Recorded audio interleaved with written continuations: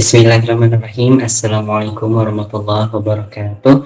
Alhamdulillahilladzi arsala rasulahu bil huda wa dinil haq liyudhhirahu 'alad dini kullih wa kafa billahi syahida. Asyhadu an la ilaha illallah wa asyhadu anna Muhammadan 'abduhu wa rasuluh alladzi la nabiyya wa la rasula ba'dahu amma ba'du. Allahumma shalli 'ala Muhammad wa 'ala ali Muhammad kama shallaita 'ala Ibrahim wa barik 'ala Muhammad kama barakta 'ala Ibrahim fil 'alamin innaka Hamidum Majid.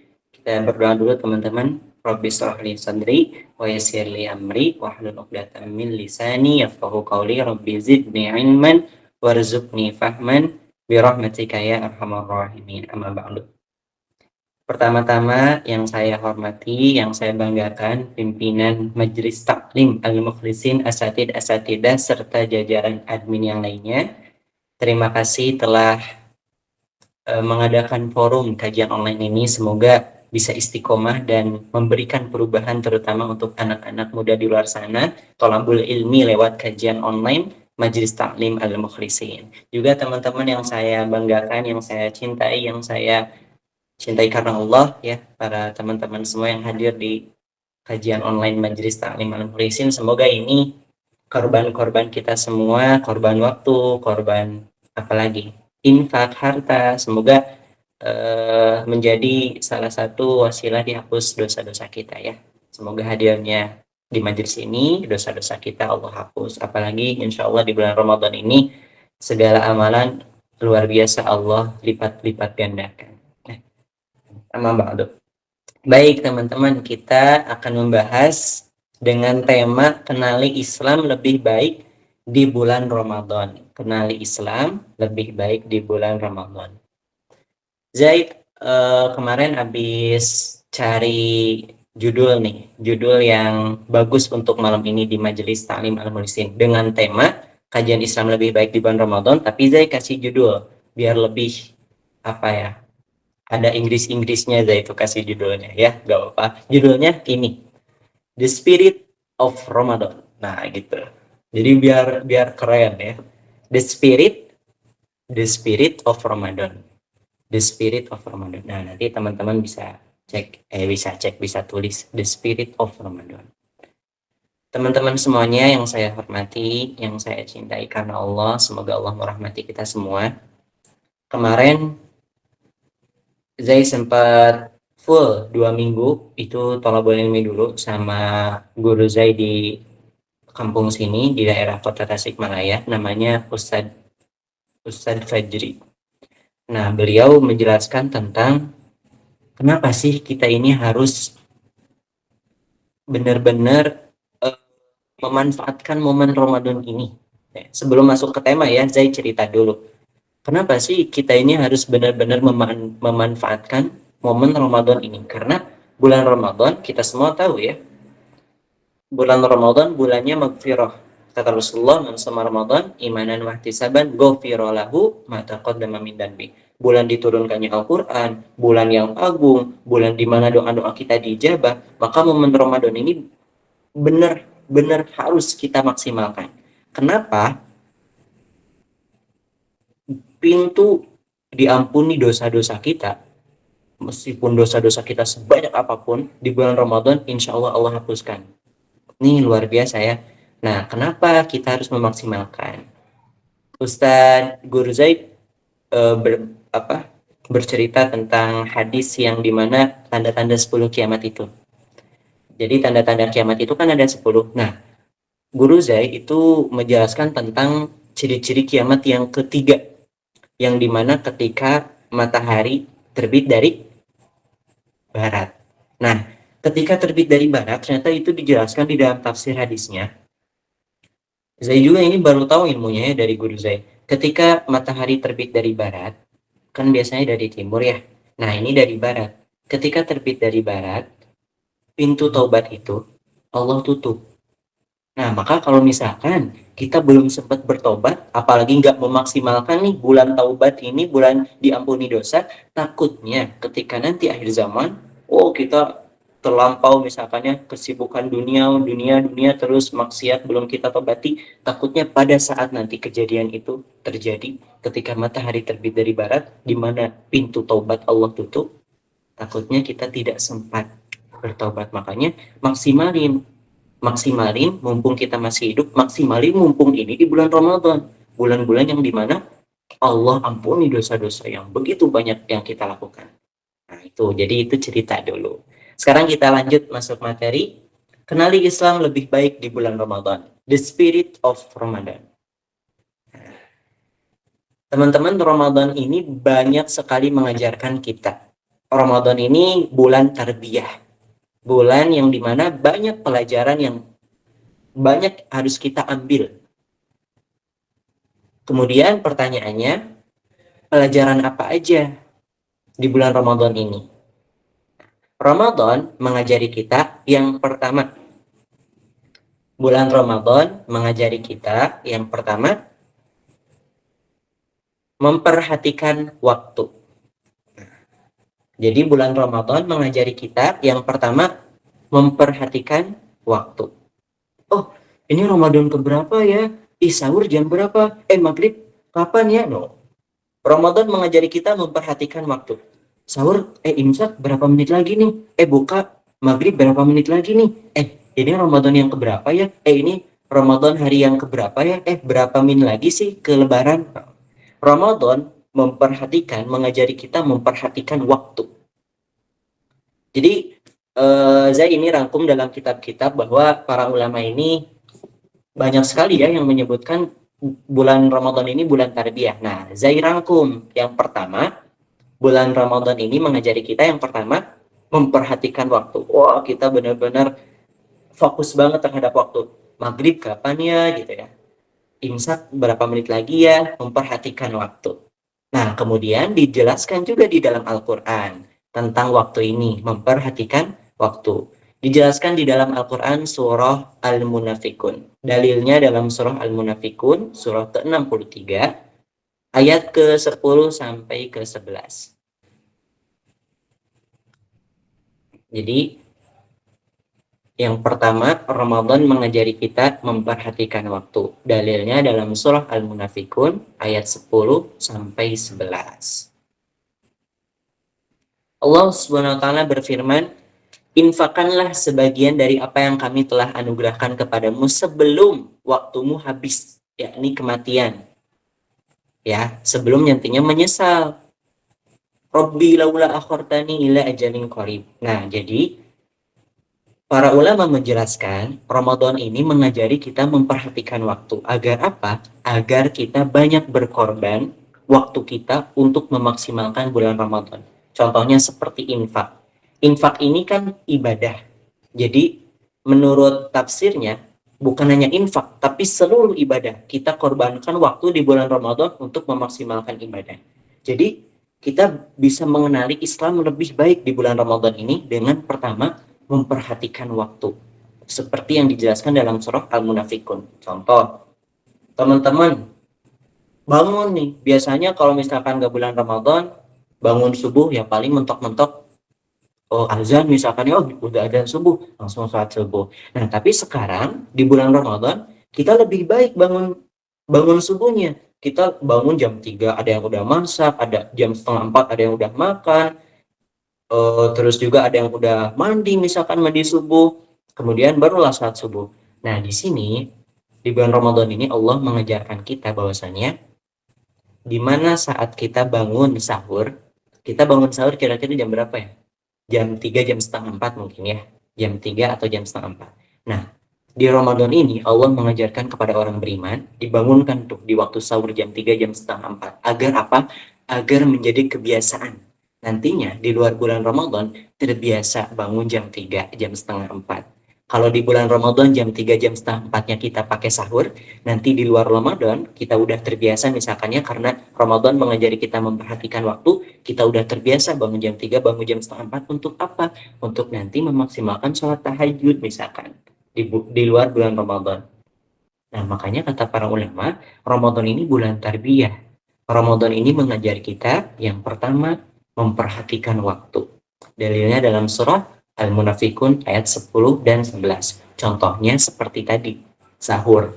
Kita dibangunin sahur sampai kita terbiasa bulan Ramadan ini bangun sahur jam 3, Nah, nanti di luar Ramadan kita terbiasa lagi, jangan sampai nanti jadi dihilangkan. Ah, udah beres Ramadan inilah, subuh mah biasa lagi, nah nanti setelah adzan aja langsung saat subuh. Nah, jangan sampai gitu. Kenali lebih Islam, kenali lebih baik Islam di bulan Ramadan. Makanya salah satunya Allah ajarkan, sok bangun jam 3, sok bangun jam 4, jam setengah 4, sahur. Nanti jadi terbiasa setelah di luar bulan Ramadan, ayo kamu bangun lagi jam 3. Ramadan kan sering bangun jam 3, sekarang di luar Ramadan bangun lagi jam 3. Kan udah mengenali Islam lebih baik. Sekarang waktunya pakai tahajud misalkan ya, kalau di luar Ramadan. Ini kata para ulama. Jadi yang pertama memperhatikan waktu. Kemudian yang kedua, kenali Islam lebih baik di bulan Ramadan. Yang kedua, Ramadan mengajari kita pengendalian diri. Nah, Ramadan mengajari kita pengendalian diri. Contohnya, mengendali rasa lapar, mengendali rasa haus, mengendali kita untuk terus melakukan ketaatan, mengendali diri untuk menjauhi kemaksiatan. Ini di bulan Ramadan adanya. Di bulan Ramadan kita dipaksakan untuk mengendali diri, menahan rasa lapar, haus, terus mengendali diri untuk siap terus taat, mengendali diri untuk hati-hati jauhi maksiat, karena kalau misalkan melakukan maksiat, nanti pahala puasanya hilang. Yang dapat hanya lapar dan haus saja. Itu kata para ulama. Makanya ini dijelaskan di dalam dalilnya surah An-Nazi'at. Jadi yang kedua, pengendalian diri, dalilnya dalam surah An-Nazi'at. Ayat 40 dan 41. Dalilnya dalam surah An-Nazi'at ayat 40 dan 41. A'udzubillahi minasyaitonirrajim. Wa amma man khafa maqama rabbih wa nahan nafsa 'anil hawa. Adapun orang-orang yang takut kepada Allah dan menahan diri terutama dari hawa nafsunya. Nah, jadi di Ramadan ini Allah mengajarkan kita, yuk kita kenali lebih baik Islam di bulan Ramadan. Yang kedua, Allah mengajarkan kita pengendalian diri di bulan Ramadan. Kita nahan lapar gitu ya sampai nanti nunggu maghrib, itu kita butuh pengendalian diri. Lapar, tahan gitu ya. Kemudian tarawih misalkan ya. Kita belajar mengendalikan diri. Biasanya setelah Isya kita scrolling TikTok misalkan ya, scrolling TikTok atau ada yang main, misalkan ada yang nonton drakor, misalkan ada apa lagi? Ada yang mabar Mobile Legend, ngapain lah pokoknya di luar Ramadan. Tapi di bulan Ramadan kita dikendalikan diri. Ayo taraweh, ini pahalanya gede. Kalau misalkan ditinggalin tarawihnya, alah nanti Ramadannya nggak maksimal. Kita mengenali Islam lebih baik di bulan Ramadan. Makanya yang kedua Allah ajarkan di bulan Ramadan, sok belajar mengendalikan diri. Allah mengajari kita hati-hati kalau melakukan maksiat di bulan Ramadan, nanti puasanya pahalanya nggak dapat. Yang dapatnya cuma lapar dan haus saja, rugi dong. Ya, rugi dong kalau misalkan kita cuma dapat lapar dan haus saja, pahala puasanya nggak dapat. Makanya kata Allah, ayo kendalikan diri. Yang biasanya mungkin ya di Ramadan, contoh di luar Ramadan masih ada nih contohnya yang masih pacaran ya. Siapa di sini misalkan yang masih pacaran. Nah, di Ramadan hijrah, mengendalikan diri. Hijrah bilang ya, maaf ya, putus dulu. Soalnya sekarang bulan Ramadan. Nanti setelah bulan Ramadan, yuk lanjut. Nah, jangan gitu juga.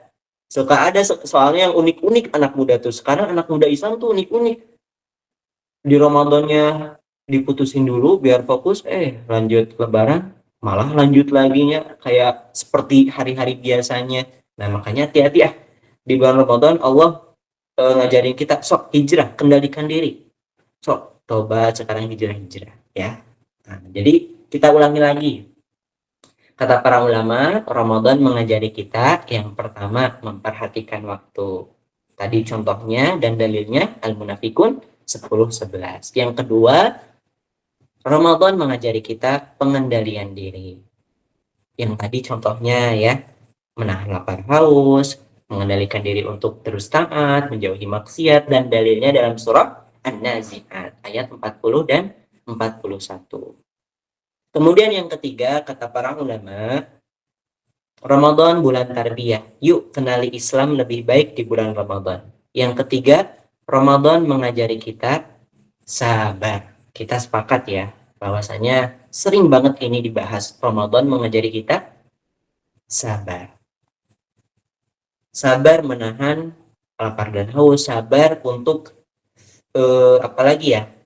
Sabar untuk selalu bangun jam 3 misalkan ya, karena kita nggak biasa bangun jam 3 tapi kita dipaksa untuk bangun jam 3. Sabar, sahur, sahur. Dan sabar itu kata para ulama ada dua, ada sabar kebaikan, ada sabar keburukan, seperti yang dijelaskan dalilnya dalam surah Al-Anbiya. Nah, jadi yang ketiga, sabar. Sabar itu kata para ulama ada dua, seperti yang dijelaskan dalam firman Allah Al-Anbiya ayat 35. Surah Al-Anbiya ayat 35. Allah berfirman, setiap manusia yang bernyawa ya, sebelum merasakan nanti kematian, sebelum meninggal nih, kita semua kan masih diberikan kesempatan hidup. Nah, maka Allah uji dengan pertama keburukan dan kedua kebaikan. Dan dua ini semuanya sebagai cobaan. Jadi semuanya sebagai ujian. Kebaikan sebagai ujian, keburukan sebagai ujian. Contoh yang diuji oleh kebaikan. Seperti kisahnya Nabi Sulaiman. Nabi Sulaiman kan ilmunya wah luar biasa, kekayaannya luar biasa, jabatannya luar biasa. Dan itu ujian bagi Nabi Sulaiman. Nabi Sulaiman yang bilang seperti itu. Ini ujian bagi saya. Kalau misalkan nikmat Allah diberikan banyak, apakah aku akan lupa kepada Allah atau tetap ibadah kepada Allah? Ujian, contoh misalkan teman-teman dikasih nikmat ya, nikmat harta misalkan oleh Allah Subhanahu wa taala. Nikmat harta teman-teman masih muda misalkan ya, tapi HP-nya IP 15 Pro Max misalkan ya. Nah, itu diuji apakah akan bersyukur atau misalkan akan jadi kufur sombong. Contohnya kalau misalkan jadi kufur sombong, langsung selfie di mirror. Cekrek. IP 15 cuy, cekrek. Nah, hati-hati, perasaan gak enak. Tapi kalau misalkan dipakai bersyukur, mau HP apapun misalkan tetap ini akses untuk kita beribadah, lihat kajian, ikutan Zoom seperti ini, atau misalkan scrolling TikTok lihat yang bermanfaat seperti itu. Nah, begitupun ada juga yang Allah uji dengan kesabaran, seperti misalkan diberikan penyakit ya, kemudian diberikan apalagi keterbatasan harta misalnya seperti itu, kecukupan harta. Nah, itu ujian juga. Nah, namun kalau misalkan kita bisa sabar dari dua-duanya, maka Allah masukkan kita sebagai manusia yang beruntung, seperti yang dijelaskan dalam surah Ali Imran ayat 200. Nah, ini dalil sabar, dalil keuntungan sabar. Ali Imran ayat 200. Nah, kita balik lagi teman-teman, kenali Islam lebih baik di bulan Ramadan. Jadi, Ramadan, bulan tarbiyah mengajari kita sabar. Nah, sabar itu kita harus paham dulu. Sabar itu apa aja? Sabar itu apakah hanya dengan ujian saja, ujian keburukan saja, atau ujian kenikmatan juga kita harus sabar? Intinya, kita harus tetap, apapun keadaannya, harus tetap taat kepada Allah Subhanahu wa taala agar kita termasuk orang-orang yang beruntung. Ya, seperti dijelaskan dalam surah Ali Imran ayat 200.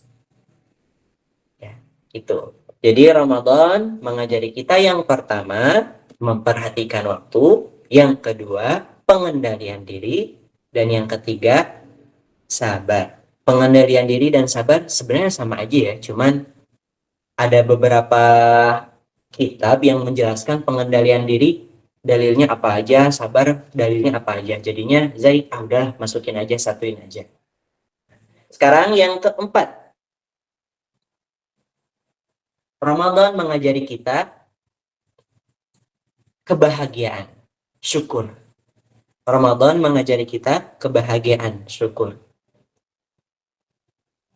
Seperti yang dijelaskan Rasulullah Shallallahu Alaihi Wasallam dalam hadis Sahih riwayat Muslim, orang yang berpuasa akan meraih dua kebahagiaan, akan meraih dua kegembiraan. Hadisnya apa ya bunyinya? Saya lupa lagi. Lisyami farhatani. Itu. Lisyami farhatani. Jadi orang yang berpuasa, Allah akan berikan dua kegembiraan. Kegembiraan apa aja? Pertama, ketika berbuka puasa, dan yang kedua, ketika hari raya atau Idul Fitri. Kita bahas dulu satu-satu. Kegembiraan berbuka puasa. Kita semua, wah senang banget sekarang. Yang paling ditunggu itu, yang paling ditunggu kepastiannya, yakni sekarang mah azan maghrib. Itu yang paling kita tunggu. Aduh, aku menunggu azan maghrib. Biasanya kan kita misalkan menunggu, contoh ya, bahagianya tuh sama kayak, contoh teman-teman menyukai seseorang nih. Terus teman-teman menunggu, dia suka balik atau enggak ya? Oh, pokoknya gitu-gitu ya. Biasanya anak muda, kebahagiaannya tentang ya masa-masanya cinta, oh paling bahagia. Nah sekarang di bulan Ramadan yang paling bahagia kita tunggu-tunggu tuh kapan sih maghrib gitu ya, kapan sih adzan maghrib. Nah kegembiraannya tuh ketika kita mendengarkan adzan maghrib dan berbuka puasa, dan ini hanya didapatkan oleh orang-orang yang benar-benar berpuasa. Karena ada juga orang-orang di mana yang apa sih makan sembunyi-sembunyi itu, kalau bahasa Sunda mah ngagodin, kalau bahasa Sunda, bahasa Indonesianya apa ya, jadi ngegodin. Ada juga, hati-hati, ada juga orang-orang yang ngegodin gitu, dia puasa tapi sembunyi-sembunyi makan. Nanti pas maghrib, masuk maghrib, semuanya berbuka, dia mah yang udah berbuka duluan ya, karena makan sembunyi-sembunyi, kebahagiaannya beda dengan orang yang full puasanya. Makanya kata Rasulullah, orang yang berpuasa mah bahagia. Bahagianya karena dia udah menahan dari sahur sampai berbuka, dan akhirnya menunggu azan maghrib, bahagia. Sama nanti berhari raya. Berhari raya bahagianya apa? Silaturahmi semua orang muslim terikat kembali. Itu di Idul Fitri. Wah, silaturahmi seorang muslim, semua orang muslim terikat kembali. Nah, jadi kita para ulama, Ramadan mengajari kita kegembiraan, bersyukur, kebahagiaan. Dalilnya dalam surah apa? Dalilnya dalam surah Luqman ayat 12. Jadi yang keempat dalilnya dalam surah Luqman ayat 12. Jadi Luqman ini bukan seorang nabi ya, namun namanya luar biasa diabadikan di dalam Al-Qur'an, karena banyak sekali nasihat-nasihat Luqman yang ada di dalam surah Luqman, juga yang ada di dalam hadis-hadis. Beliau ini orang soleh sampai luar biasa ya, namanya diabadikan di dalam Al-Quran. Nah, Luqman surah ke-31 ayat 12. Kata Luqman, ini nasihat Luqman ya. Luqman berbicara seperti ini. Bersyukurlah kepada Allah, siapapun yang bersyukur kepadanya, sesungguhnya bersyukur itu untuk dia sendiri. Jadi, bersyukurlah kepada Allah, nanti Allah bahagiakan dia. Sebenarnya simple ya, kalau kata para ulama, kalau pengen bahagia itu bersyukur. Cuman masalahnya kita untuk mengamalkan tuh susah banget gitu ya. Aku tuh pengen bersyukur, cuman gimana ya, susah banget. Nah, cuman benar, kata para ulama tuh benar. Kebahagiaan itu ketika kita banyak bersyukur. Dan dijelaskan ini di dalam surah Luqman. Orang yang bersyukur, sebenarnya orang yang bersyukur kepada Allah, sebenarnya dia tuh lagi membahagiakan dirinya gitu. Nah, itu nasihat Luqman ya.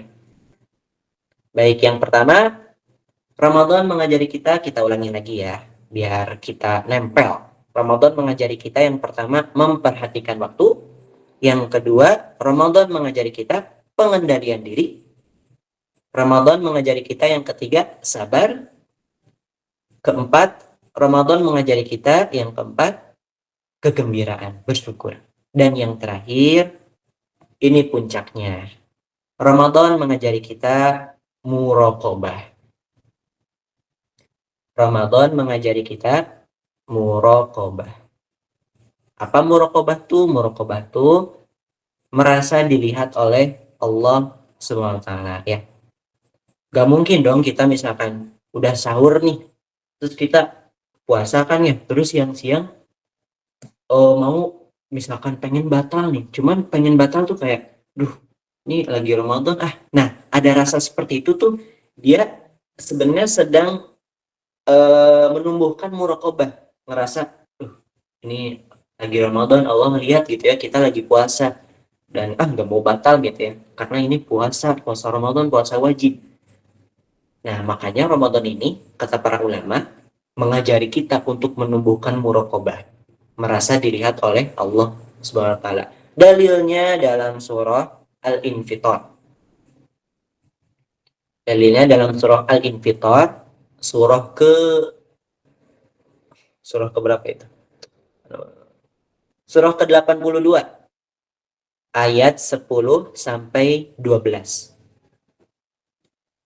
Nah, jadi kata para ulama yang terakhir, Ramadan mengajari kita muraqabah, menumbuhkan merasa dilihat oleh Allah Subhanahu wa taala seperti yang difirmankan dalam surah Al-Infitar ayat 10 sampai 11. Baik, kita baca dulu nih ayat 10-nya. A'udzubillahi minasyaitonirrajim. Wa inna 'alaikum lahafidun. Sesungguhnya kamu ini sedang diawasi oleh para malaikat. Jadi sesungguhnya kita ini sedang diawasi oleh para malaikat.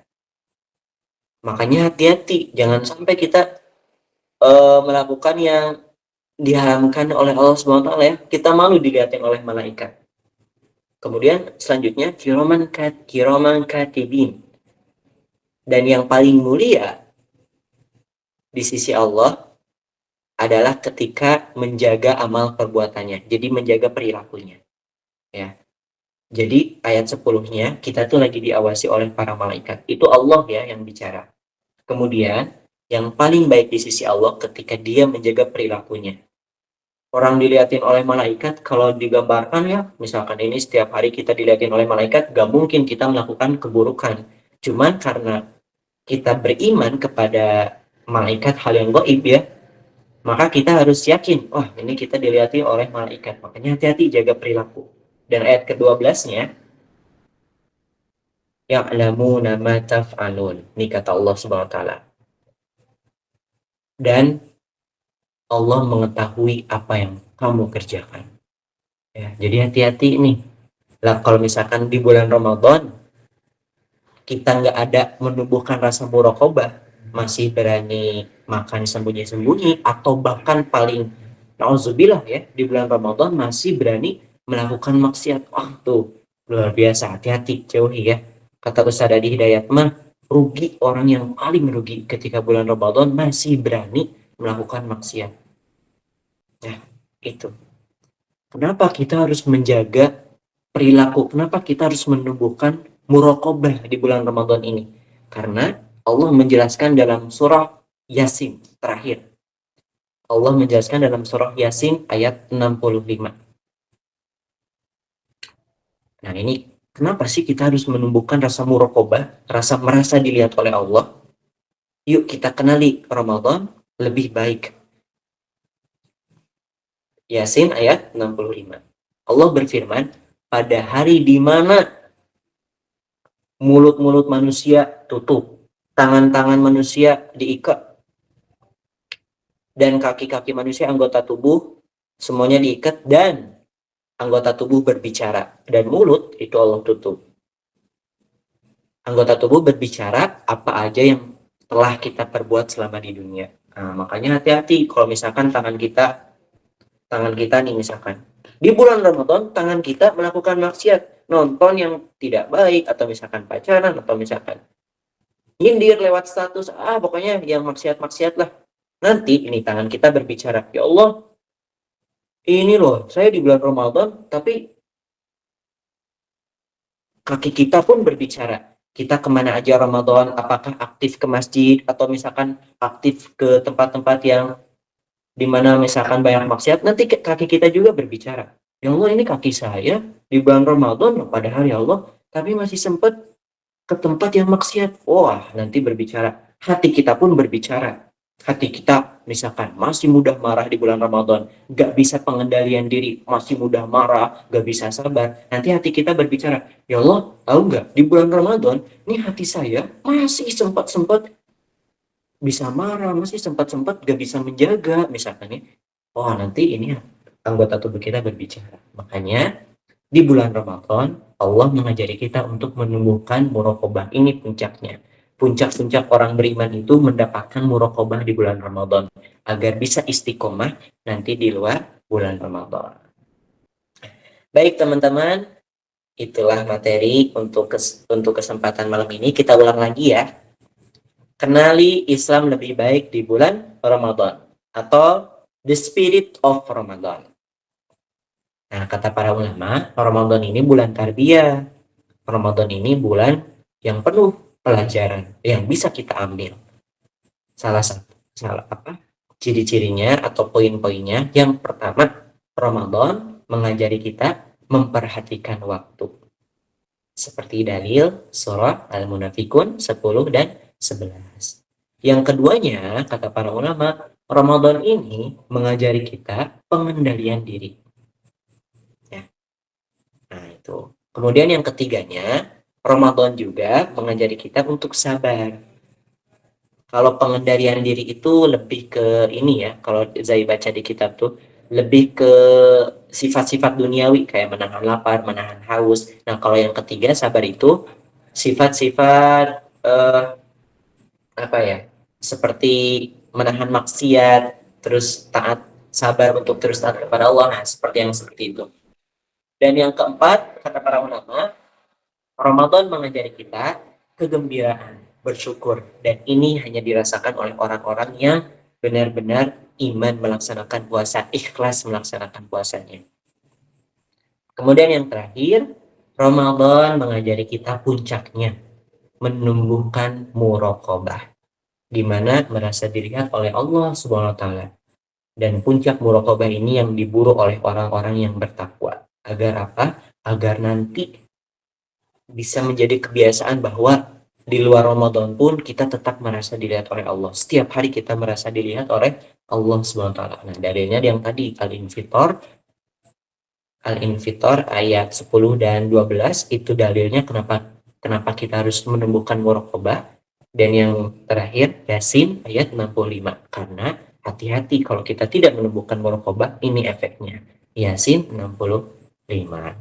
Itulah pelajaran-pelajaran tarbiyah yang bisa kita kenali lebih baik di bulan Ramadan ini, dan itulah spirit of Ramadan yang bisa kita ambil di kesempatan bulan tarbiyah ini. Semoga bermanfaat dan saya harap teman-teman amalkan ya. Teman-teman amalkan, semoga nantinya Ramadan ini benar-benar kita banyak mengambil pelajaran dan menjadi perubahan ke depannya. Jadi jangan hanya di Ramadan doang kita benar-benar meningkatkan ketaatan, mengelola kesabaran, tapi di luar Ramadan pun kita harus istiqomah juga. Makanya tadi puncaknya muraqabah itu. Sama Allah diajari tumbuhkan muraqabah. Nah, seperti itu. Barakallahu li wa lakum. Teman-teman, untuk kajian kali ini kita kita tutup dulu ya. Nanti selanjutnya mungkin ada sesi sharing-sharing, kita tutup sesi tolabul ilmi, sesi kajian dengan bacaan subhanakallahumma wa bihamdika asyhadu an la ilaha illa anta astaghfiruka wa atubu ilaik. Barakallahu wa lakum. Zai belum tutup, selanjutnya Zai kembalikan lagi dulu ke moderator. Silakan. Masya Allah, Masya Allah, tabarakallah. Syukran jazakallah khair Kak atas ilmu yang telah diajarkan. Insya Allah sangat bermanfaat sekali untuk kita semua dan menjadi pahala jariah untuk Kak Zai. Amin ya rabbal alamin. Masuk acara selanjutnya yaitu sesi tanya jawab. Dipersilakan kepada teman-teman solih solihah semuanya yang akan mengajukan pertanyaan diperbolehkan untuk open mic atau menuliskan pertanyaan di kolom pesan. Bagi teman-teman yang mau on mic, dipersilakan untuk mengangkat tangannya terlebih dahulu. Tafadhol.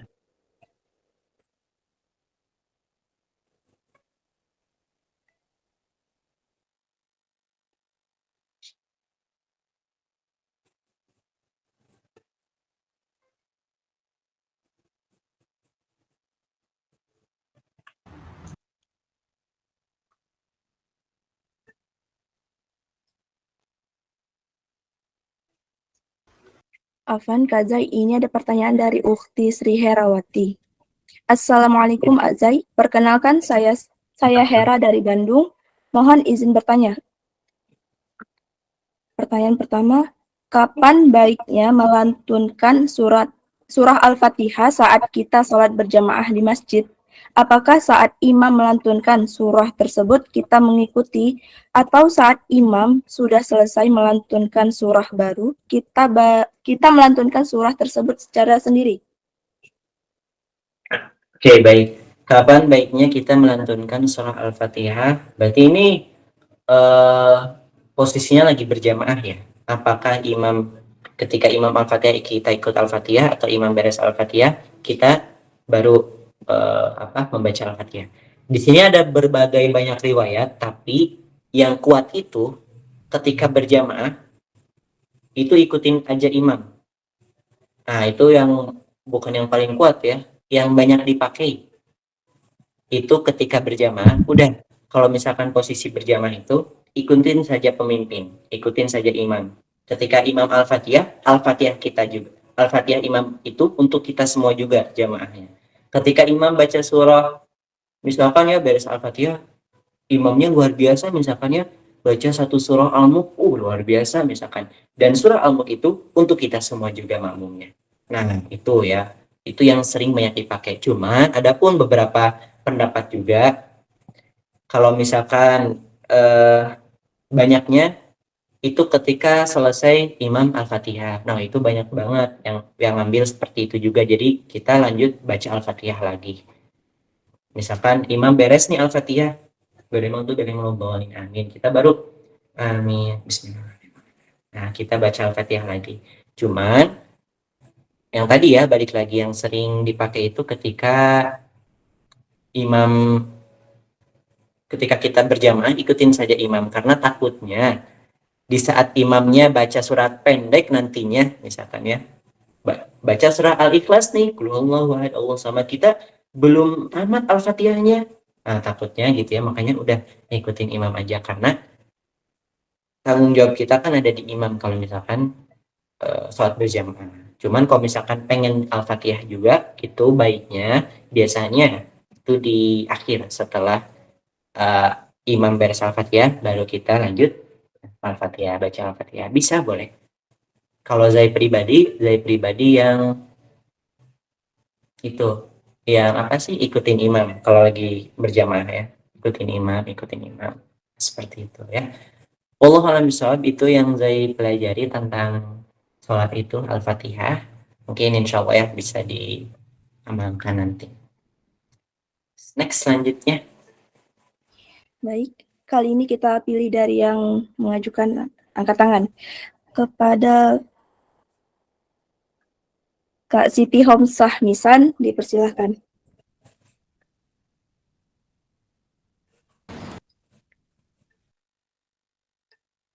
Assalamualaikum warahmatullahi wabarakatuh. Waalaikumsalam. Waalaikumsalam warahmatullahi wabarakatuh. Kak Zai izin bertanya, bagaimana jika kita memiliki hutang puasa tahun lalu, terus belum lunas, apakah kita harus bayar puasanya aja atau ada bayar fidyahnya juga? Baik. Bagaimana kalau misalkan kita masih punya hutang puasa yang tahun lalu tapi nggak kesempat kebayar karena udah masuk Ramadan ya? Apakah harus dibayar puasa lagi apa fidyah? Fidyah. Harus dibayar fidyah, karena kalau misalkan dibayar puasa lagi, ini udah masuknya udah terlambat, itu harusnya sebelum Ramadan.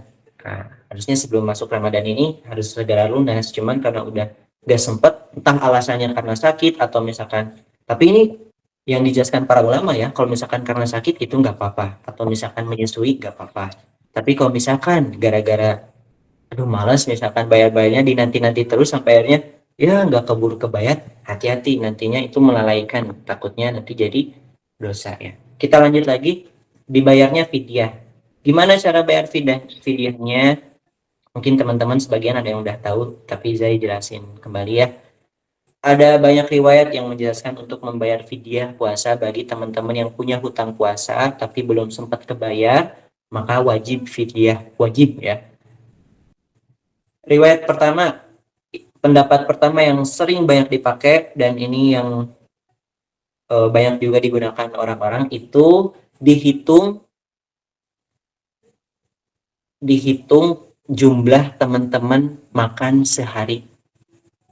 Sehari teman-teman kira-kira makan berapa? Pagi nih, misalkan contoh, pagi teman-teman makannya bubur misalkan. Paling bubur sekitar 10.000, 15.000 contoh.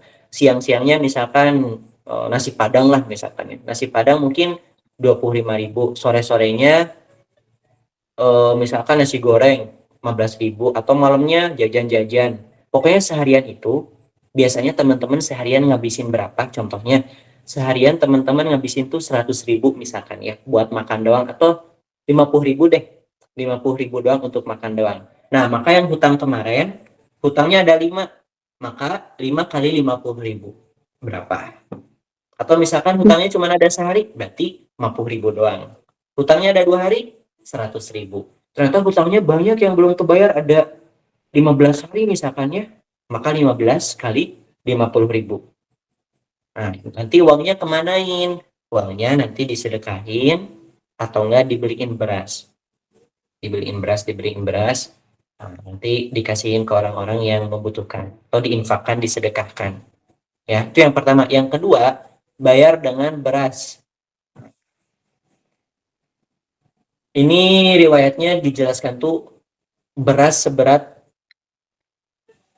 contoh kalau teman-teman punya hutang 1 hari, maka beli beras 1 harinya ya, hutangnya 1 hari nih, maka utang 1 itu dibelikan beras sebesar sebanyak 0,75. Terus kata para ulama, dibuletin aja jadi 1 kilo. Nah, cuman yang dijelaskan tuh 0,75. Namun kata para ulama dibuletin aja jadi 1 kilo. Sisanya itu mah sedekah aja lah gitu. 1 kilo. Jadi sehari 1 kilo. Punya hutang 5 hari, 5 kilo beras. Punya hutang 7 hari, 7 kilo beras. Itu yang kedua. Jadi nanti teman-teman punya hutang 7 hari belum kebayar fidyahnya, teman-teman beli beras 7 hari berarti 7 kilo. Nanti kasihin ke orang-orang yang membutuhkan. Itu ya.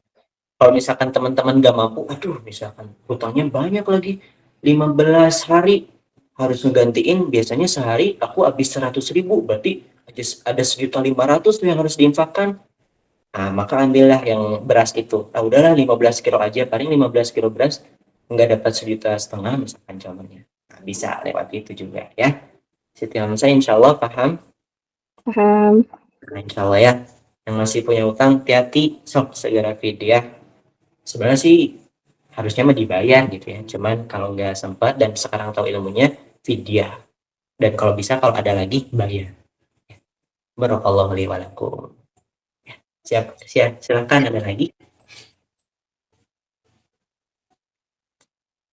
Baik, kali ini kita bacakan dari kolom komentar dari Kak Miftahul Jannah. Assalamualaikum Azai, perkenalkan saya Miftah dari Bogor. Izin bertanya, boleh nggak kalau kita tadarus sama temen, terus kita bikin challenge siapa yang banyak tadarusnya nanti dapat hadiah gitu. Itu boleh atau tidak ya Kak? Terima kasih. Baik, ini bagus banget ya. Boleh silahkan. Nah, ini ada ide untuk bukan membakar ya, untuk mendorong agar semangat tadarusan gitu. Kalau hadiah mah nggak apa-apa, asalkan jangan sampai misalkan ya, ayolah kita udunan yuk misalkan ya, 100.000 ewang, wah 100.000 ada 5 orang yang ikut tadarusan, 100.000, 100.000, 100.000, yang paling banyak nanti buat dia semuanya, jadi kayak arisan gitu. Nah itu mah nggak boleh, cuman kalau misalkan ada hadiah nggak apa-apa. Rasulullah suka banget malah dengan hadiah-hadiah gitu yang diberikan para sahabat. Hadiah-hadiah misalkan diberikan sama teman atau sama gurunya, yuk para santri misalkan ya, tadarusan malam ini misalkan yang paling banyak nanti ada hadiah. Wow, nanti kan pada semangat saling banyak. Cuman nanti diingetin, tapi ingat ya niatnya karena Allah gitu. Ini hadiah mah hanya sebatas penghargaan aja, luar biasa berarti tadarusannya banyak banget. Nah, seperti itu nggak apa-apa, malah itu mendorong untuk lebih semangat tadarusan. Nggak apa-apa ya. Tapi nanti diingetin, hati-hati tapi ya niatnya jangan hanya dapat hadiah, niatnya tetap karena Allah, ini mah hadiah mah bonus aja gitu. Nah, seperti itu ya.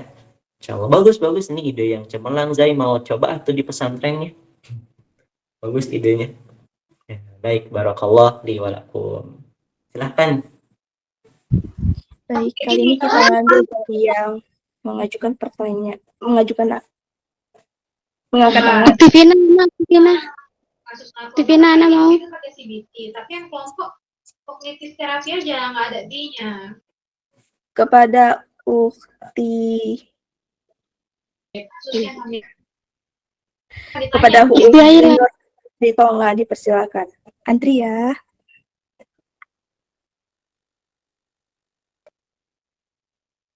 Assalamualaikum warahmatullahi wabarakatuh, A.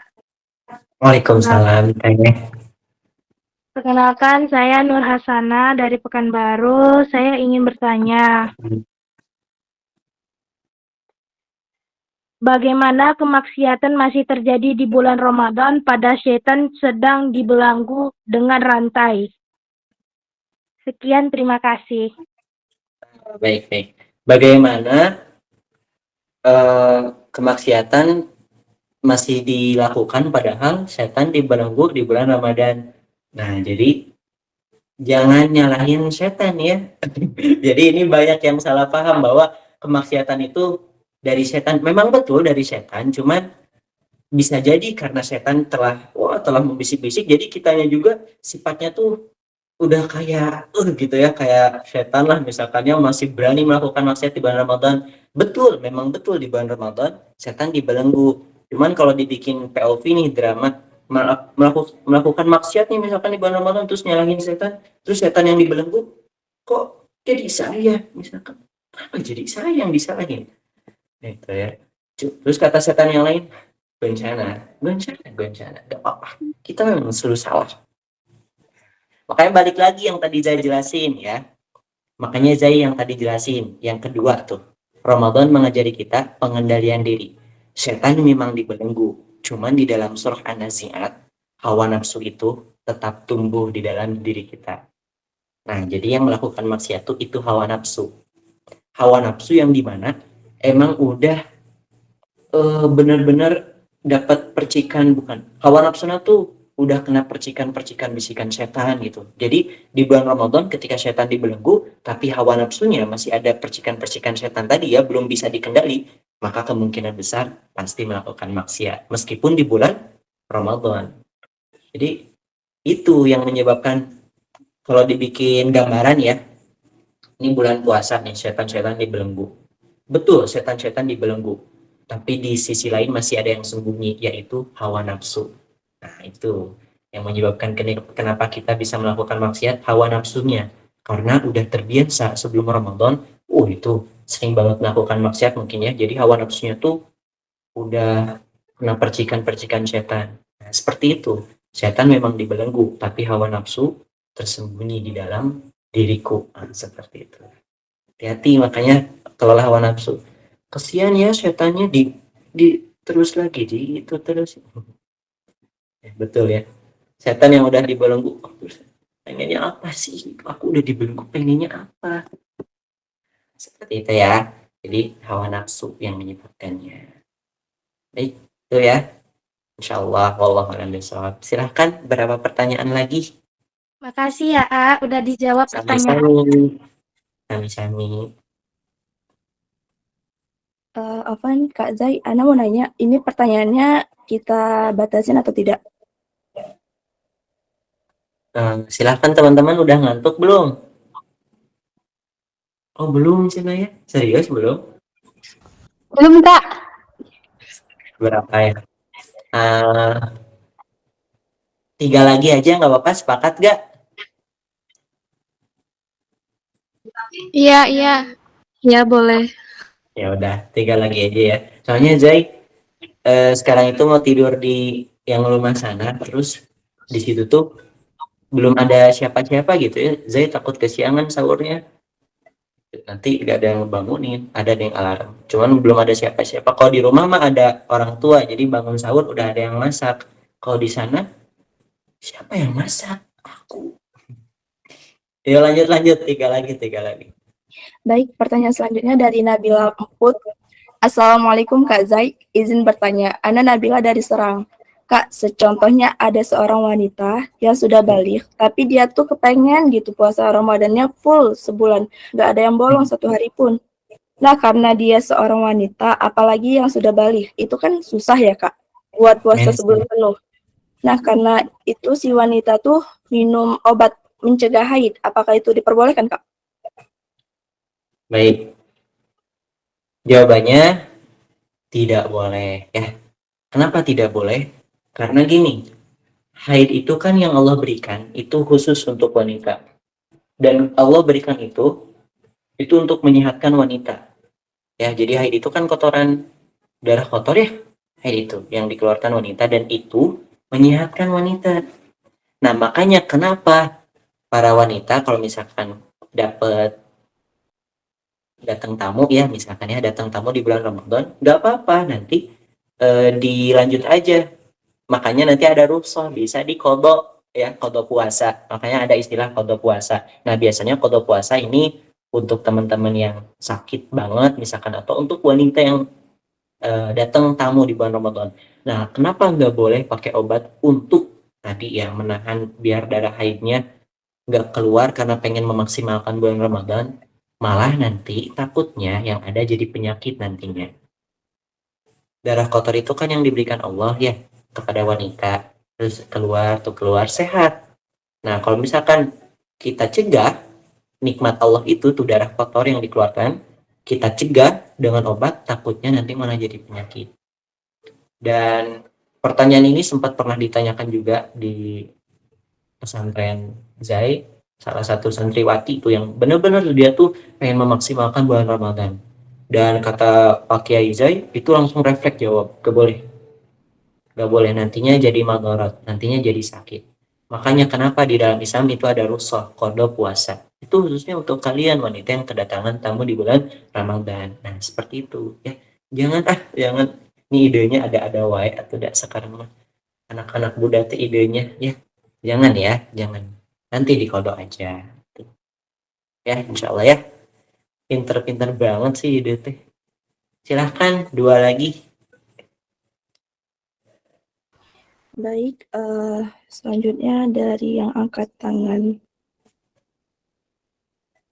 Kepada Ukhti Aila Aceh, dipersilakan. Aila Aceh. Assalamualaikum. Diam. Assalamualaikum Ustaz. Salam, Aila Aceh. Ketemu lagi kita. Jadi gini, tadi kan kata Ustaz kan kalau misalnya yang punya utang puasa terus nggak dapat ganti kan harus bayar fidyah ya. Nah, itu yang Ana alami sekarang gitu kan. Tapi sebelumnya Ana tuh udah kumpulin suara-suaranya para ustadz lainnya gitu kan. Ana cari yang sama mana, diam dulu, yang sama mana yang enggak. Nah, yang terakhir Ana tanya nih, dia bilang gini, fidyah itu hanya untuk orang yang lanjut usia sama ibu hamil gitu kan, ibu busui gitu kan. Nah, kalau memang Ana punya hutang, ingat aja angka terakhir gitu kan. Sebelumnya Ana punya hutang, Ana ganti, tapi bodohnya nggak Ana hitung, gitu kan. Jadi bodohnya nggak dihitung. Ya, bodohnya nggak dihitung. Nah, terus pas hari itu, Ana udah yakin nih bulan 1 kemarin, Ana yakin nih utang udah lunas nih, gitu kan. Sebelumnya memang Ana udah bayar fidyah juga beras 49 mu kan, kasih ke fakir miskin lah gitu. Nah, di situ Ana udah tenang nih, udah bayar fidyah, utang kayaknya udah lunas, tiba-tiba kayak ini bener nggak sih utangnya lunas apa enggak sih gitu kan, jadi Ana ragu nih. Nah, Ana tanya lagi nih, Ustadz gimana nih, Ana tiba-tiba ragu. Terus kata Ustadz, ganti lagi puasanya sampai yakin, katanya gitu kan. Nah, jadi Ana puasa. Pas Ana puasa, badan Ana kan emang kurus, jadi takut orang kok iya kan kalau puasa tiap hari. Nah, jadi katanya kelang-kelang. Nah, mau dikelang-kelang ini misalnya tas minggu 2 kali, tas minggu berapa kali gitu kan. Enggak kedapet, enggak keburu karena kamu bulan puasa Ramadan kan. Jadi jadi anak jadi gimana nih kalau misalnya puasa Ana belum lunas, tapi kan udah mau belum puasa nih, katanya gini aja, ya nanti abis lebaran ya ganti lagi, pertama ganti yang bulan ini dulu, kalau bulan ini ada tinggal, abis lebaran ganti yang untuk bulan ini dulu, nanti untuk selanjutnya Senin Kamis, niatnya ganti kodo yang tonton kemarin, katanya gitu juga boleh, nggak bayar fidyah pun juga nggak apa-apa katanya, makanya pas tadi kata Kang Zai harus bayar fidyah, Ana bingung mau denger yang mana. Baik, baik, baik. Udah itu. Udah gitu aja, terus jelasin lagi, Ana ragu nanti Ana nggak bisa tidur Ustaz. Nggak bisa tidur. Siap. Ya, jadi bayar fidyah itu nggak tahu ya, mungkin ada juga penjelasan itu, cuman yang Zai baru pelajari, mungkin kalau misalkan ada dari ustadz yang lain dan luar biasa ilmunya lebih tinggi, lebih bagus dari Zai, gak apa-apa, ambil aja. Cuman yang Zai baru pelajari, jadi Ramadan itu jarak ke Ramadan ke Ramadan lagi. Nah, Ramadan ke Ramadan lagi, kalau ada hutang dibayar di tahun itu. Tapi kalau misalkan udah masuk Ramadan berikutnya, nah yang di Ramadan ini udah pakai fidyah aja gitu ya, nggak bisa kita bayar. Ya, itu yang Zai pelajari. Terus kemudian kalau misalkan yang tadi ya ternyata bisa, misalkan Ramadan yang tahun kemarin kita mau bayar lagi misalkan di tahun ini, ternyata bisa misalkan, nah, nanti boleh, nanti Afwan Ustadz itu di riwayat mana, atau misalkan yang dalilnya yang disebutkan di dalam hadis mana misalkan ya, biasanya itu di dalam hadis atau enggak di dalam kitab. Nah, kalau Zai itu di dalam kitab, di kitabnya yang dibaca oleh guru Zai. Jadi dari guru Zai, kalau Zai mah guru Zai dari Ustadz, namanya Ustadz Fajri. Nah, beliau luar biasa, kitabnya banyak banget, serumah pokoknya, serumah itu kitab banget, banyak banget. Nah, Zai itu ngambil dari situ, dipakai fidyah. Cuman betul ya, yang tadi kalau misalkan Ramadan nih masih ada hutang, terus kita udah bayar fidyah, terus kita ragu-ragu. Nah, itu pertanyaan yang kedua ya. Terus gimana? Terus kalau kata guru yang tadi, berarti dari awal lagi misalkan bayar lagi. Nah, mungkin kalau ada riwayat yang itu silahkan ambil. Tapi kalau misalkan yang saya pelajari, kita ragu-ragu nih. Perasaan kita udah beres deh bayar hutangnya, tapi ragu-ragu. Terus gimana ya? Nah, maka diperintahkan yang pertama, banyakin puasa sunnahnya gitu. Banyakin puasa sunnah di sunnah apa ya? Sunnah Senin Kamis. Nah, jadi pertama dibanyakin puasa sunnah Senin Kamis, yang kedua banyakin sedekah-sedekah. Harapannya apa? Harapannya semoga ragu-ragu ini, lupa ini Allah ampuni gitu. Karena biasanya ragu-ragu itu dari biasanya ya was-was gitu, was-was dari ya. Kenapa? Oh, biasanya dari was-was, makanya udah puasa Senin Kamis sunnah-sunnah dan sedekah, perbanyak sedekah. Itu yang saya pelajari dari guru Zai ya. Nah, cuma nanti Kak Alia nanti tanya aja, misalkan yang Ustadz Afwan banget gitu, minta riwayatnya misalkan, biar nanti saya lebih yakin, hilang ragu-ragu. Nah, kalau Zai dari sumber kitabnya ada di guru Zai, cuman Zai dari guru, sumbernya dari guru Zai, dari Pak Kiai Fajri namanya. Itu ketika bayar hutang puasa, gak sempet misalkan udah keburu Ramadan lagi, maka sisa-sisa yang kemarin itu difidyahkan. Biar biar membantu juga teman-teman fakir seperti itu. Kemudian kenapa harus dibayar fidyah? Nyambungnya ke setelah Lebaran, setelah Ramadan, mohon maaf, setelah Ramadan ya, betul, setelah Lebaran kan diwajibkan zakat juga umat muslim. Nah, nyambungnya ke situ, jadi berbayar. Nah, begitupun nanti ketika udah masuk Ramadan lagi, zakat kan, nah, gimana ya, saya gambarin dulu Ramadan ke Ramadan. Nah, di jarak ini teman-teman nanti bisa bayar hutang, zakat juga misalkan ya. Terus udah masuk ke sini Ramadan berikutnya. Nah, Ramadan berikutnya zakatnya udah beda. Bukan tahun yang ini, tapi udah masuk tahun yang ini zakatnya. Nah, begitupun kalau misalkan bayar fidyah. Bayar fidyah yang Ramadan ini di sini. Tapi kalau udah kelewat, udah masuk Ramadan baru, maka yang di sini di fidyah karena udah kalau ada hutang lagi udah tinggal bayar hutang yang Ramadan ini kalau misalkan ada hutang di jarak yang ini. Nah, kayak gitu. Itu yang dijelasin sama guru Zai. Cuman tadi ya, wallahu a'lam mungkin Zai masih fakir ilmu lah. Nanti Kak Alia tanya aja ke Ustaznya, Ustaz Afwan kita minta riwayatnya. Zai juga nanti bisa belajar juga, mungkin ada juga pendapat dari itu. Luar biasa ya Islam, luas banget, banyak banget riwayatnya. Cuman Kak Alia, saran Zai, dah jalani aja sesuai yang pernah didapat ilmu dari para guru Alia. Jalani aja. Ya. Jadi gini Kang. Jadi kan untuk kan anak punya utang puasa itu dari tahun 2017 sampai tahun 2023 itu. Jadi bulan 10 2023 kemarin 2017 sampai 2023. Nah, bulan 10 2023 tadi anak baru ganti puasa kan. Yang Di awal 2017 sampai 2023. Emang kasus anak paling parah sih Ustadz, makanya anak tuh nyari kadang sampai 15 Ustadz gitu kan. Allah Akbar. Jadi waktu itu anak kan jangan kayak gitu lah jadi kan waktu itu anak tanya nih kayak pertamanya pas anak hitung kan 2017 2003 kan 7 tahun tuh 7 tahun kan, jadi anak kali dalam 1 tahun itu anak bolong 7 hari, jadi 7 kali 7 49 kan Ustaz. Nah, 49. Nah, Ana membayangkan puasa itu Ana udah 49 hari dan ayah Ana juga udah bayar beras 49 mu. Berarti Ana udah selesai kan? Nah, di situ tuh kayaknya udahlah, itu udah selesai. Tiba-tiba kayak kau tuh belum lunas loh Ayla gitu kan. Jadi ya udahlah Ana puasa lagi. Nah, pertanyaannya, ini kan Ana nih belum yakin kali nih puasanya ini kayaknya belum lunas lagi gitu ya kan. Nanti habis lebaran Ana puasa lagi bayar fidyah lagi. Oh, baik. Nah, ini berarti benar-benar ragu-ragu ya. Yang pertama, hati-hati. Ragu-ragu ini, berarti ini mah harus masuk ke dalil aja. Nih, dalilnya dalam surah An-Nas.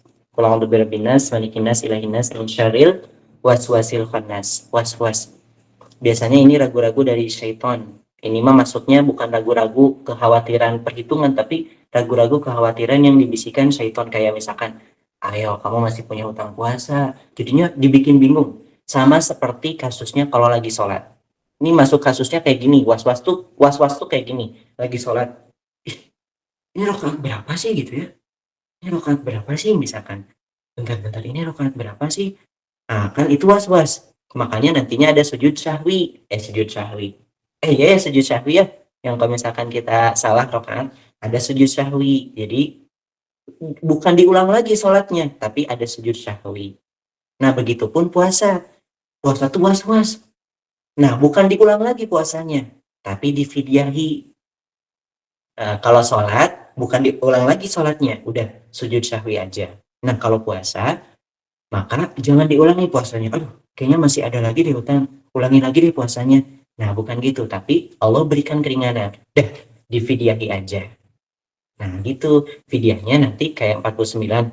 Udah yakin nih 49, berarti tinggal dihitung. Oh, kalau 49 totalnya segini. Pas berarti ya, langsung lunas. Nah, kalau kayaknya kayaknya masih ada deh hutang. Kayaknya masih ada di hutang. Nah, itu was-was. Nanti itu gak selesai sampai setan itu pengennya Ramadan ke Ramadan berikutnya terus ada hutang. Dan gak tamat-tamat. Terus gitu was-was. Nah, biasanya ini tuh dari was-was syaitan masuknya. Makanya hati-hati ya. Gimana kalau sekarang udah paham belum Alia? Jadi gini aja. Ana habis lebaran nanti Ana ganti puasa yang mungkin bolong lah di bulan ini gitu kan. Ana ganti terus nanti udah selesai misalnya Ana bulan ini tinggal 5 hari gitu kan. Nanti selesai lebaran Ana ganti 5 hari. Nah, untuk selanjutnya untuk menghilangkan was-was dari setan tadi itu, yang celaka tadi itu Ana puasa Senin Kamis saja kali ya. Ya. Gitu aja ya. Obatnya. Gitu aja. Itu teh dalam gimana kita Ana nggak bisa ngomong pelan-pelan weh. Ana Medan nih. Lupa lagi kitabnya. Iya. dibayarnya itu aja, puasa sunnah Senin Kamis sama sedekah. Harapannya biar Allah ampuni gitu, kayak was-was Alia, kekhawatiran Alia, selama ini takut Alia masih banyak yang bolong. Nah, makanya bayarnya Senin, Kamis, dan sedekah. Harapannya apa? Biar Allah rahmati, nanti Allah ampuni. Seperti itu. Ya, sebelumnya Kang namanya bukan Alia tapi Aila sebelumnya ya. Iya, Aduh, iya. maaf. Iya, iya, iya. Jadi ya, terus tadi apa lagi mau kutanya ke dia? Berarti apa tadi mau kutanya? Itulah kalian banyak kali komennya. Ah. Apa tadi mau kutanya? Allah. Ya udah itu aja lah intinya ya. Nggak usah bayar. Tenang, tenang, tenang.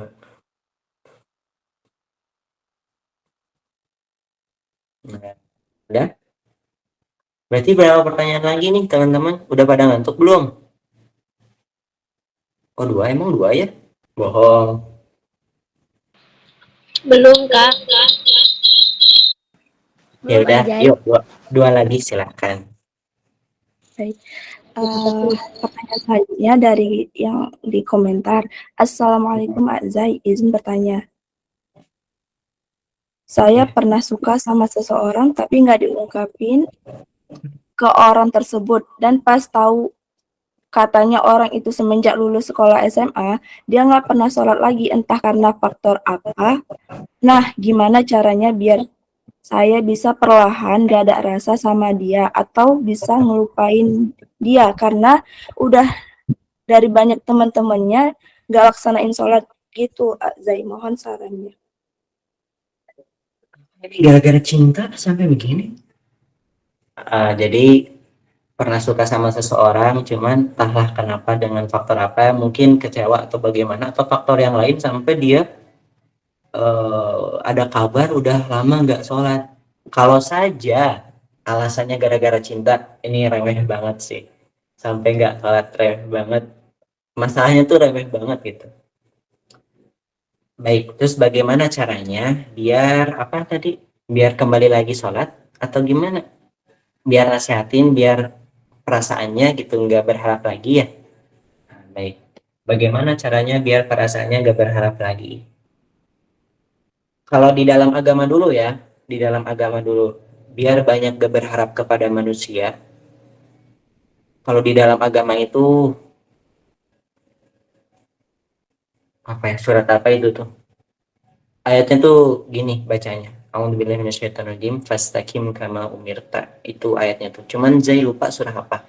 Itu tuh ayat tentang orang-orang beriman tuh jangan murah lah, bahasanya tuh gitu. Orang-orang beriman tuh harus punya value, harus punya nilai. Contohnya kayak apa? Kayak tadi, nunggu harapan gitu ya. Nunggu harapan dari manusia itu receh banget. Orang-orang yang punya nilai, orang-orang yang punya value, contoh nih, orang-orang yang punya value misalkan orang-orang ternama, orang-orang pejabat tinggi, orang-orang hebat, mereka nggak mungkin menaruh harapan pada manusia. Mereka pasti fokus aja, pokoknya serba sendiri aja. Orang saya punya value, orang saya punya harga diri, nah gitu. Makanya orang-orang beriman tuh di dalam Islam dulu ya, biar harapannya itu memudar, biar tidak menjadi orang yang mudah menunggu harapan yang tidak pasti kayak tadi, maka jadilah orang-orang yang punya nilai, orang-orang yang punya harga diri. Jangan kayak, ya aku tuh nunggu jawaban dari dia, jangan, receh banget. Terutama misalkan perempuan, dikasih harapan sama laki-laki, lama banget ya, kapan dia mau seriusin? Oh, surat Hud ayat 12 kan. Kapan ya misalkan dia mau seriusin aku, contoh seperti itu ya, nunggu-nunggu harapan. Enggak, harus punya nilai. Dia mau seriusin atau tidak seriusin, yang penting saya tetap menjalani aktivitas saya, fokus. Punya nilai, punya value. Sekarang lagi masa-masanya kuliah, kuliah aja fokus. Ada yang ngasih harapan, alhamdulillah. Ada yang seriusin, alhamdulillah. Ada yang masih main-main, udah biarin. Fokus lagi.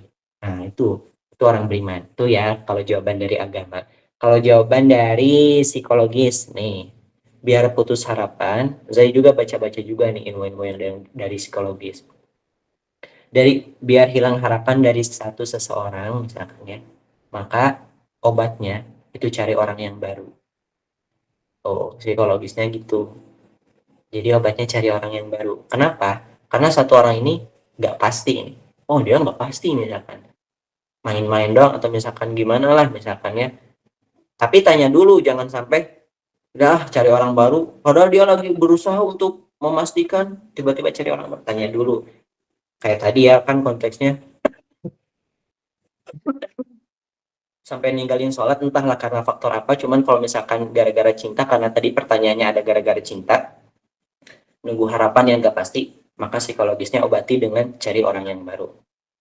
Biasanya orang yang baru itu, apalagi orang yang sering dekat, orang baru terus dekat gitu misalkan, nanti gampang banget terobatinya gitu. Cari orang yang baru, ini nggak pasti nih, cari orang yang baru aja gitu. Kayak gitu ya. Apalagi itulah, itu aja. Barakallahu li wa lakum. Selanjutnya satu lagi tuh, jam setengah berapa sekarang? 10:30. Satu lagi. Berapa lagi?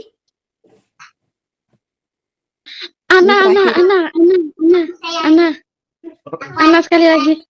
Boleh nggak? No. Lu cenahnya kela ya, hiji deui. Satu lagi. Abia. Mana ini teh? Kepada Uma Ika Purwanti dipersilakan. Afan untuk semuanya yang nggak kebagian. Gak kebagiannya. Wah, pokoknya Syafina, awas kamu, Syafina. Astagfirullah, tega banget. Silahkan, siapa tadi? Assalamualaikum warahmatullahi wabarakatuh. Afan, Ana mau bertanya, bagaimana cara menahan diri untuk selalu sabar? Kan sabar itu kata Ustadz ada dua ya, sabar dalam kebaikan dan sabar dalam keburukan. Dan sabar dalam keburukan itu semisal kayak kita kayak lagi, maaf ya, banyak anak-anak yang durhaka sama orang tua. Dan sabar dalam kebaikan itu mungkin yang sedang kalangan remaja sekarang dalam percintaan. Itu bagaimana cara untuk kita menyikapi dan menahan segala emosi yang sedang dalam diri kita. Sebagai manusia kan tidak luput dari kesalahan ya. Jadi untuk selalu sabar dalam hal tersebut seperti apa? Syukron, jazakumullah. Baik, sebelumnya Kak Ika seorang ibu? Belum Ustadz, belum. Oh, tadi katanya anak yang durhaka gimana menghadapinya? Aduh, Masya Allah, kirain seorang ibu. Belum, Ana belum menikah. Astagfirullah. Oh, belum. Ya, baik. Baik, yang tadi ya, sabar itu ada dua. Terus Kak Ika ngasih contoh bagaimana nih kalau misalkan sabar menghadapi manusia, kayak misalkan orang tua ke anak, atau kita kepada teman, kita kepada bestie, teman kelasan. Ada orang-orang yang benar-benar menguji banget kita gitu. Nah, bagaimana sabarnya, bagaimana harus mengelola sabarnya biar kita bisa tetap mengendalikan diri, gak ikut emosi, gak ikut marah juga misalkan. Baik, sabar ini dijelaskan dalam kitab Ibnu Taimiyah rahimahullah ya. Ini tentang, sebenarnya kitab ini tuh Syekhul Islam Ibnu Taimiyah ini rahimahullah menjelaskan tentang bab pengelola perasaan. Bab mengelola perasaan, nah, salah satunya ini ada tentang sabar. Nah, baik dalilnya, jawabannya dalam surah Al-Furqan ayat 20 nih, tentang mengelola perasaan, sabar maksudnya. Dalam surah Al-Furqan ayat 20. Di akhir ayatnya itu ada kalimat seperti ini, waja'alna ba'dukum li ba'din fitnah. Artinya Allah SWT menjadikan kalian semuanya manusia itu sebagai cobaan. Jadi semua manusia itu sebagai cobaan. Saya cobaan bagi kalian, kalian cobaan bagi saya. Tadi Kak Aila cobaan bagi Zai, dan Zai cobaan bagi Aila. Terus siapa lagi? Orang tua cobaan bagi anak, anak cobaan bagi orang tua, guru cobaan bagi murid, murid cobaan bagi guru. Begitupun seperti itu. Bercanda. Ya betul. Semua manusia itu cobaan. Nah, makanya kata Allah, bentar, Kak Ika, pahami dulu. saya menciptakan manusia itu semuanya tuh cobaan. Pasti gitu.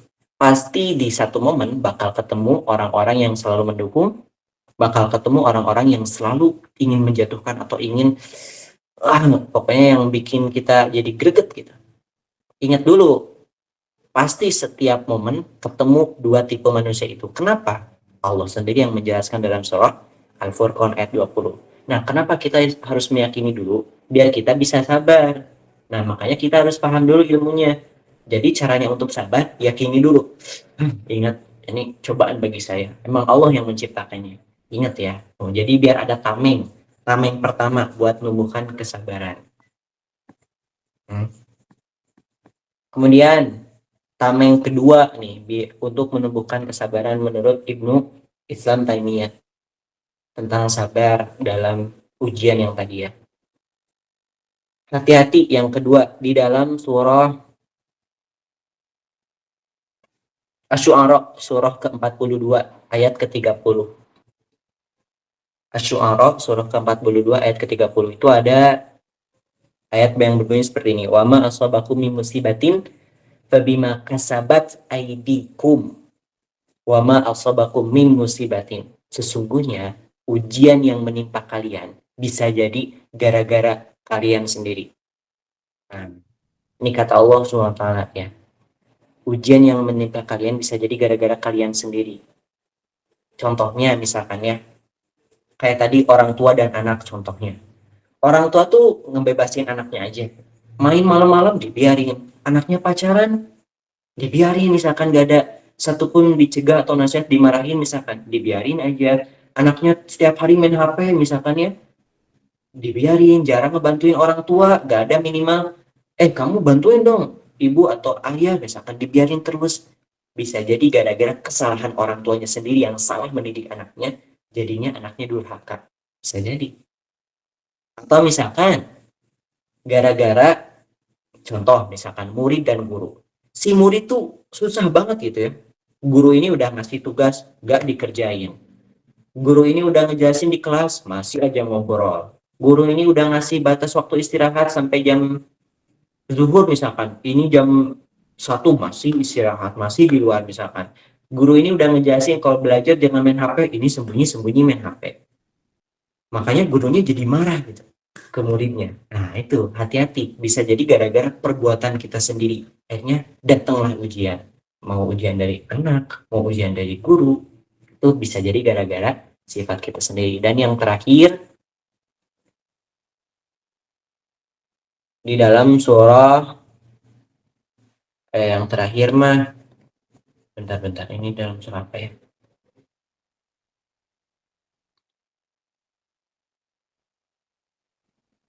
Oh surah Asy-Syu'ara, surah yang sama, cuman ayat ke-40-nya. Kalau yang tadi mah ke ayat ke-30-nya, ini mah surah ke-40-nya. A'udzubillahi minasyaitonirrajim. Wa jazaa'u sayyi'ati sayyi'atun misluha faman 'afa wa aslaha fa ajruhu 'ala Allah innallaha la yuhibbudz dzalimin.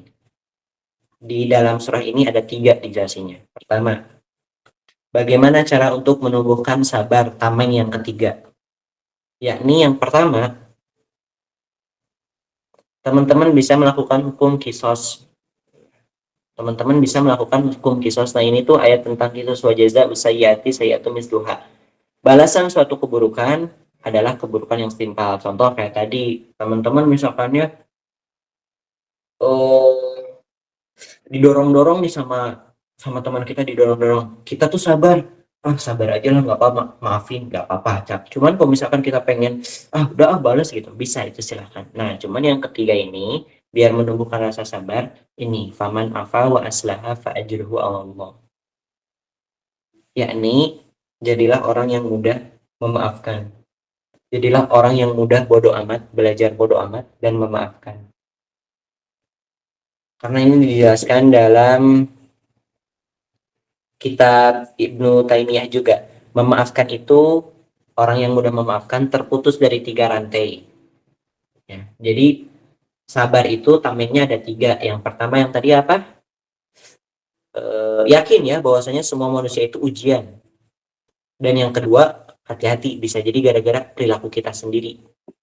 Dan yang ketiga, memaafkan. Belajarlah jadi orang yang memaafkan. Kenapa harus belajar dari orang yang memaafkan? Karena kata para ulama, orang yang memaafkan akan terlepas dari 3 rantai. Rantai yang pertama, rantai hasad, penyakit hati, dengki, mudah marah. Nah, kalau memaafkan, terputuslah rantai hasad. Kemudian yang kedua, terputus rantai benci. Sabar misalkan dengan perilaku tadi teman dan teman misalkan, gitu ya, sabar. Kalau misalkan kita nggak memaafkan, bisa jadi bencinya tuh lama jaraknya. Tapi kalau kita memaafkan, rantai bencinya terhapus. Dan yang ketiga, rantai balas dendam. Nah ini, jadi kalau misalkan kita mudah memaafkan, kita putus dari rantai-rantai itu. Rantai hasad, kemudian benci, juga balas dendam. Nah, maka ujian itu kembali lagi ada 2, terutama yang tadi ditekankan, ujian tentang kesabaran. Maka bagaimana caranya untuk kita terus bisa sabar dalam menghadapi ujian kayak tadi ya. Makanya tumbuhkanlah 3 poin ini yang dijelaskan dalam kitab Islam Ibnu Taimiyah. Ya, pertama, setiap manusia itu memang Allah ciptakan sebagai ujian. Yang kedua, hati-hati, bisa jadi sumber kita sendiri yang menyebabkan ujian itu berat nantinya kepada kita. Kalau misalkan di dalam Islam tuh hati-hati dengan kemaksiatan, bisa jadi nanti Allah susah berikan susah misalkannya untuk melakukan aktivitas, bisa jadi gara-gara maksiat kita. Terus yang ketiga, nah itu cobalah jadi orang yang memaafkan agar terputus dari 3 rantai. Nah, udah jam 22.40. Oh, saya ngejawab berapa menit tadi? 7 menitan lah. Baik ya, insya Allah segitu Kaisyah. Insya Allah. Masya Allah, syukron Ustaz untuk jawabannya. Afwan Kak,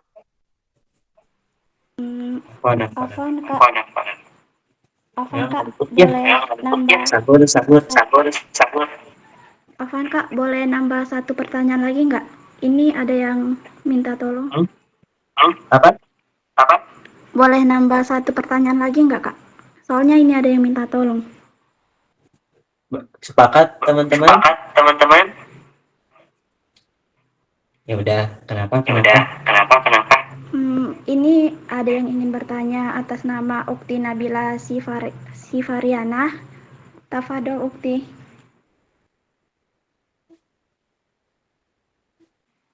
Afwan, Ukti Nabila masih ada?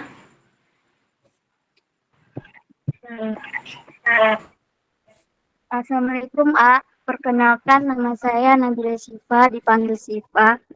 Saya asal Pekanbaru, Riau. Saya boleh bertanya, A, gimana Kak cara menjaga lisan terus sholatnya tuh biar nggak tunda? Karena kan biasanya kan kalau misalnya azan tuh kan kayak kalau main HP itu kan candu gitu kan, A. Itu kayak ngeliat tuh kayak udah azan, bentar gitu kan. Terus ya udah deh, sholatnya tuh ditunda gitu, jadi kayak gimana lagi, terus lisannya juga kadang kan ada nih temen yang ngomong kotor terus ikutan gitu kayak bilang apa gitu, yang kata-kata zaman sekarang lah, gimana ya caranya supaya kita menjaga lisan dan sholat kita tuh biar nggak ditunda-tunda, kadang kayak insecure aja lihat orang yang kayak gitu, syukur. Ya, baik. Udah, saya jawab cepat ya. Baik, yang pertama, gimana nih biar lisan kita terjaga kalau misalkan teman-teman kita mengolok-olok? Yang pertama, jauhi lingkungan itu. Contoh di kelas nih lagi saling olok-olok misalkan ya. Di kelas kita lagi olok-olokan, udah jauhin.